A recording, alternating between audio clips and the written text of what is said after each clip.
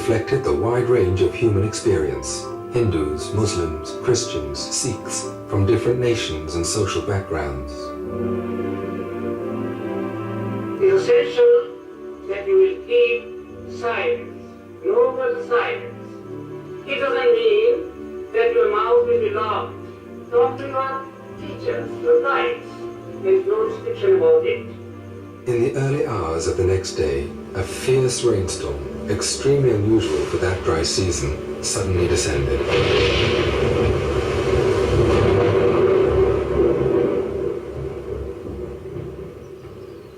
The tent collapsed. All the rugs and meditation cushions were completely soaked. An emergency meeting was called at 3:30 a.m. to consider cancelling the course. Instead, measures were quickly put into action, allowing it to continue.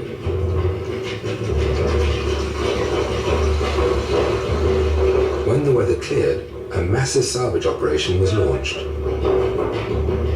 Meanwhile, the course continued as prisoners meditated in their barracks.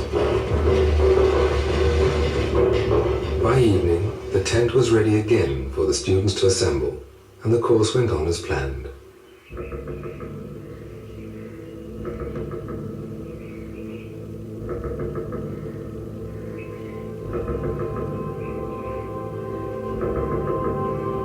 Nine days later, it was apparent that something unique had been accomplished.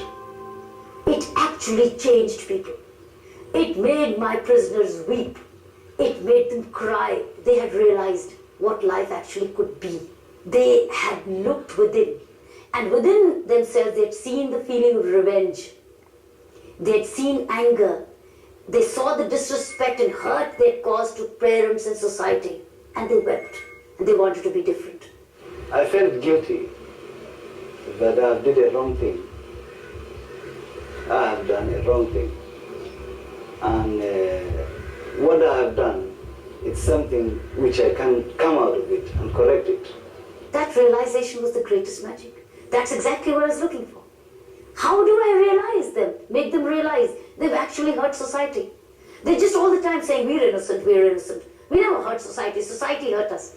How do I convince them that you did hurt society at some stage of your life? Therefore, law of nature has had its course, you're getting it today. So they learned it in Vipassana. I didn't have to say anything. They went up on the mic and said, we hurt society, but we seek forgiveness. That was the greatest magic. When the course ended, 1,200 participants and international guests witnessed the inauguration of the first Vipassana center to be established in a prison. Within 3 weeks, it began to offer Vipassana courses twice a month.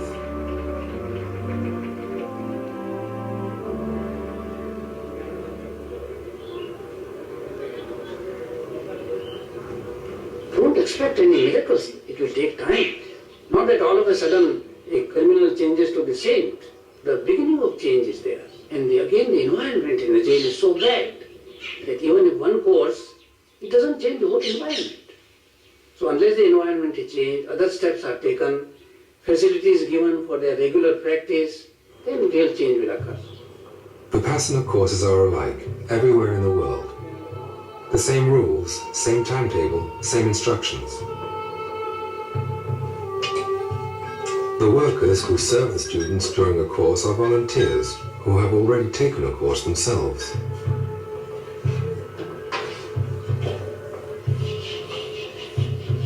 A teacher appointed by Mr. Goenka stays within the course site for 10 days and conducts the course voluntarily.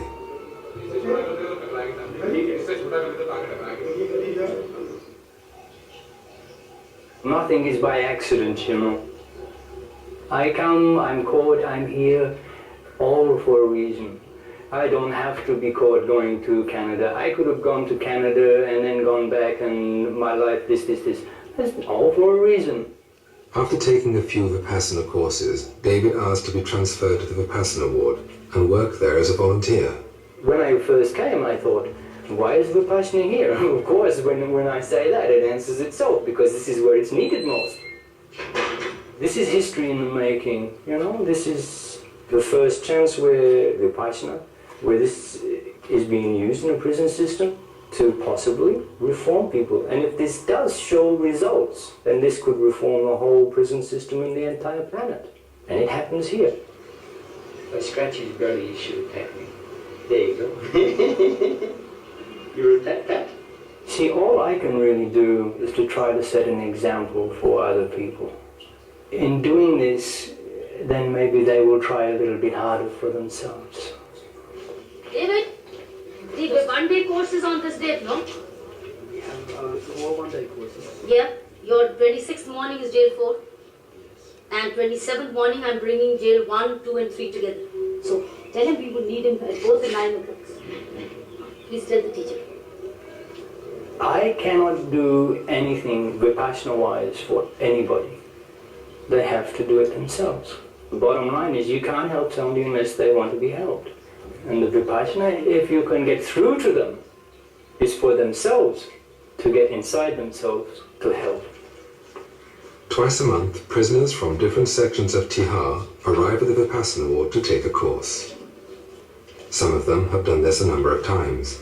Each time they follow the same program. What differs is the personal experience. I call them bhikkhus when they come here, which is the monk, because this is in effect what they are. For 10 days they become a monk. A lot of people are under the impression this 10 days they come over here is so easy. It's not. You have to work. There's no sort of lazy way out of it. And actually going on the course sort of forces you to work. It's like being thrown into a swimming pool. You know, you have to swim, man. It's not a matter of saying, yeah, I will learn to swim, I will learn to swim. It's when they throw you in the pool, that's when you have to swim. So when you go to this course, you have to do the 10 days. Next to the silent bubble of the course, on the other side of the wall, prison life flows along.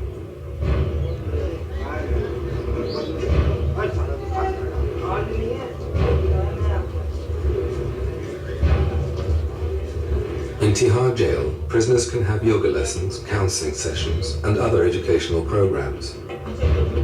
But a Vipassana course is quite different from these activities, and prisoners are not always aware of this fact. We're in jail. The jail have jail rules. This is Vipassana. Vipassana has Vipassana rules. And it happens to be that Vipassana rules are more strict than what the jail is. Some of them understand, some of them don't understand.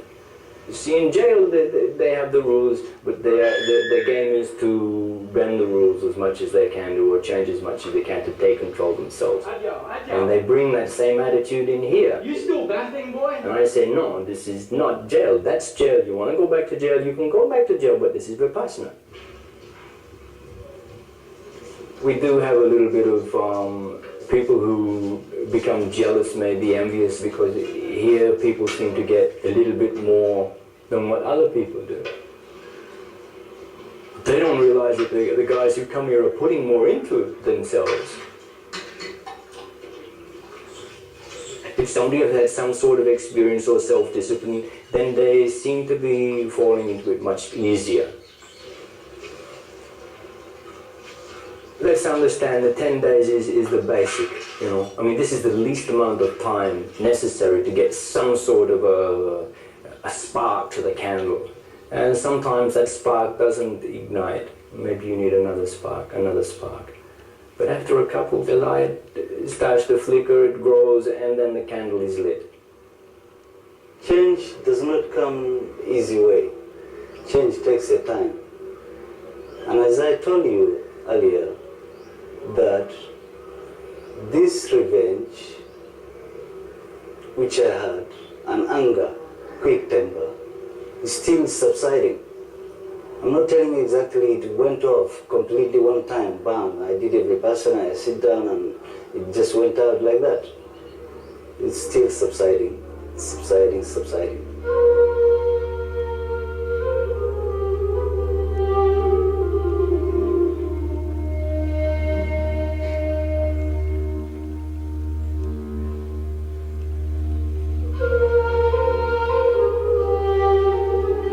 Did it happen that I'm here?